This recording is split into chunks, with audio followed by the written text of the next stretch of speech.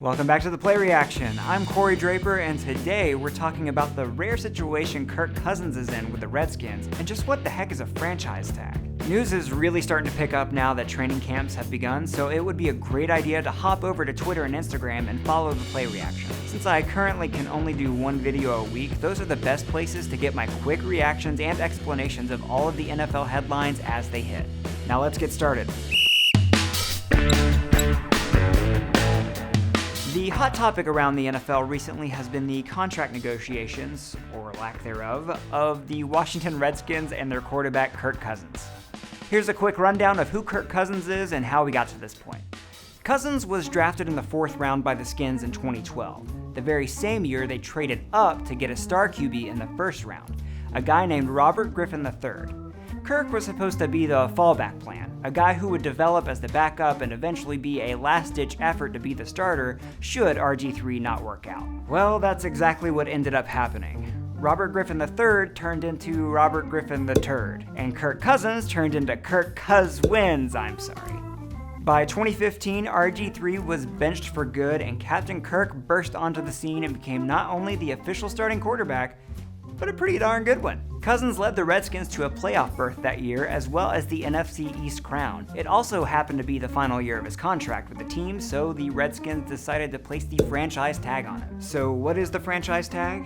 Well, it's complicated, but luckily I'm here to give you the basics. The franchise tag is a designation that a team can assign to a player in order to bring him in for another year, even though that player's contract is run out. Teams only get to use this on one player per year. So just think of it as a special one-year contract for teams with commitment issues. There are a lot of reasons a team would use the franchise tag. In Kirk Cousins' case, the Redskins wanted to see if Cousins could replicate his 2015 season before re-signing him to a long-term deal. They wanted him to prove that he was legit, so they applied the franchise tag to see how he would fare in 2016. So imagine you're dating someone and thinking about popping the question. The problem is you're still not sure they are who they say they are. You think there's a possibility that they're actually a terrible person, like maybe they kick dogs or listen to Florida Georgia Line. So you then sign a one-year lease and ask them to move in with you to make sure they do well with pets and don't like putting literal garbage in their ears. That's usually why most teams use their franchise tag. It seems too good to be true, and before they commit long-term, they want a year to think about it. There are two types of franchise tag, exclusive and non-exclusive. The differences involve boring math stuff that you don't really need to know about.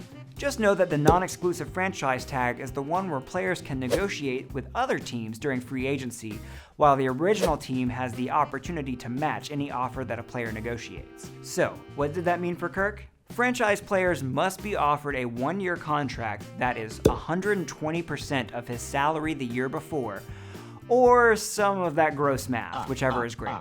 Because of that, Kirk Cousins was guaranteed almost $20 million in 2016, which made him the 7th highest paid quarterback that year. So, why is he back in the news now? Because the Redskins have done something that no other team has done before. They placed the franchise tag on their starting quarterback for the 2nd year in a row. This means because he is due at least 120% of what he made last year, he is now guaranteed nearly $24 million this year, which makes him the 2nd highest paid quarterback in the league this season. Oh, and this time it was the exclusive tag, which means he couldn't negotiate with other teams.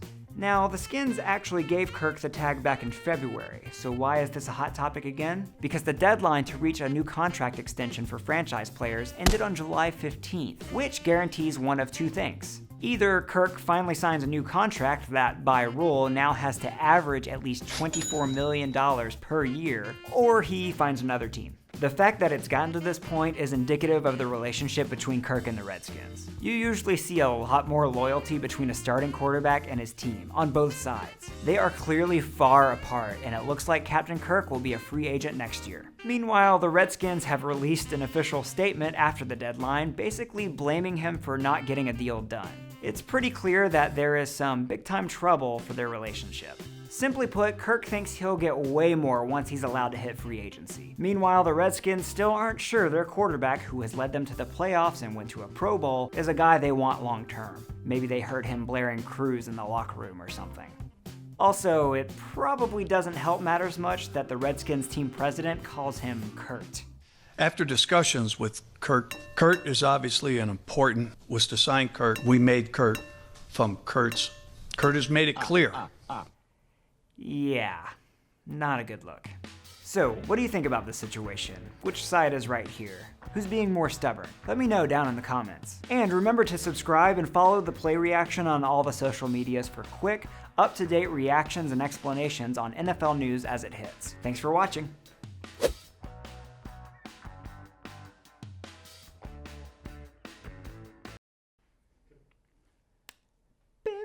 Song and make me wanna roll my windows down and cruise. Actually, not that bad.